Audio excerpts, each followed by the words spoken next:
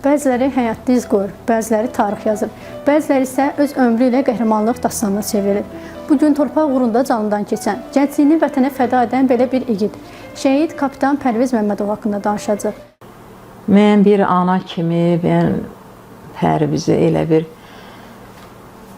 tərbiyədə böyütmüşəm ki, o həqiqətən vətənimizə, xalqımıza, torpağımıza layiqli bir oğul oldu.